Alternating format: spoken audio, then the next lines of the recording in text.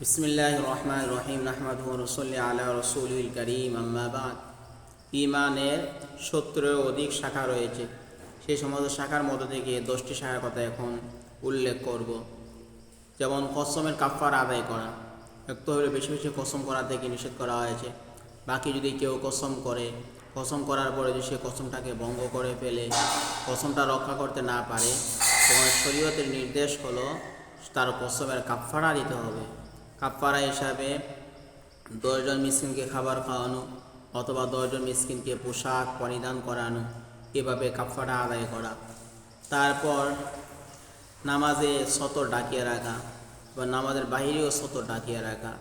আমাদের ভিতরে তো সতর ডাকিয়ে রাখতেই হবে, না হয়তো নামাজ হবে না। আর নামাজের বাহিরেও সতরকে ডাকিয়ে রাখা, না হয়তো গুনাহ হবে। সতরকে ডাকিয়ে রাখা এটাই ঈমানের একটি চাহিদা।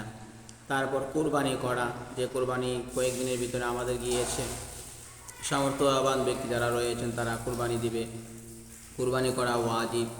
তারপর জানাজার এহতেমাম করা, এলাকার যখন কোনো ব্যক্তি মারা যায় তখন তার কাফন দাফন এবং দাফনের পূর্বে তার জন্য মাগফিরাতের যে পদ্ধতি বলে দেওয়া হয়েছে জানাজার নামাজ, সেই জানাজার নামাজে অংশগ্রহণ করা, এর মাধ্যমে অনেক নেকি লাভ করা যায়। জানাজার নামাজ অংশগ্রহণ করলে 1 কেরাত পরিমাণ সওয়াব, যা উহুদ পাহাড় পরিমাণ সওয়াব। আর দাফনে অংশগ্রহণ করলে 1 কেরাত পরিমাণ সওয়াব, যাহা উহুদ পাহাড় পরিমাণ সওয়াব রয়েছে। তারপরে কর্জ পরিশোধ করা, কারো কাছ থেকে যদি কোনো ঋণ নেওয়া হয়, খরচ নেওয়া হয়, তাহলে তাহা পরিশোধ করা।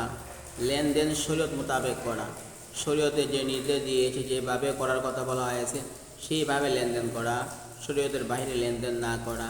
এই জন্য আমাদের শিখতে হবে যে শরীয়তে লেনদেনের কী পদ্ধতি বয়ান করেছে, আলেমদেরকে জিজ্ঞাসা করে করে আমরা শিখবো, জানবো, ওইভাবে আমরা লেনদেন করব।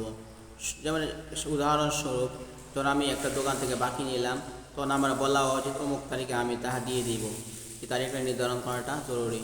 লেখে রাখা যে কতটুকু টাকা নেওয়া হয়েছে, এগুলি লেখে রাখা কোরআনের মধ্যে বলা হয়েছে। বিবাহের দ্বারা হারাম হতে বেঁচে থাকা, কারণ হালালে আরাম রয়েছে, হারামে আরাম নেই। যত বিবাহকে সহজ করা হবে তত জিনার রাস্তা বন্ধ হবে, আর যত বিবাহকে কঠিন করা হবে তত জিনার রাস্তা সহজ হবে। তো বিবাহ উপযুক্ত হয়ে গেলে বিবাহ পড়াইয়া দেওয়া ছেলে মেয়েকে, মেয়ে উপযুক্ত হয়েছে তাকে যদি বিবাহ না পড়ানো হয়, সে যদি গুনাহ করে তাহলে এর বাগি বাবা বহন করতে হবে। যেন উপযুক্ত ছেলে মেয়েদের বিবাহের ব্যবস্থা করানো।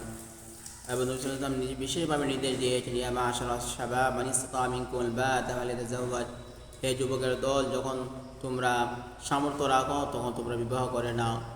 তারপর পরিবার পরিজনের হকের প্রতি লক্ষ্য রাখা, পরিবার পরিজন, নিজের স্ত্রী রয়েছে, নিজের বোন রয়েছে, নিজের মা বাবা রয়েছে, তো পরিবার পরিজন তাদের যারা রয়েছে তাদের প্রতি লক্ষ্য রাখা, তাদের খোঁজখবর নেওয়া, তাদের সুখ দুঃখ সেদিকে খোঁজখবর নেওয়া।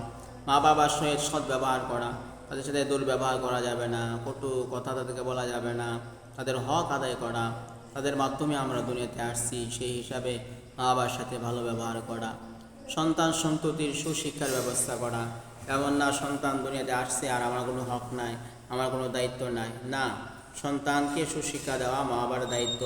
জন্য তাকে কোরআন শিক্ষা দেওয়া, হাদিস শিক্ষা দেওয়া, তাকে বিভিন্ন আদব কায়দা শিক্ষা দেওয়া, এটা মা বাবার দায়িত্ব। এটাও ইমানের একটি তাকাদা, ইমানের একটি চাহিদা। আল্লাহ তাআলা আমাদেরকে পরিপূর্ণ ইমানদার হিসাবে কবুল করুক। আসসালামু আলাইকুম ওয়া রাহমাতুল্লাহি ওয়া বারাকাতুহু।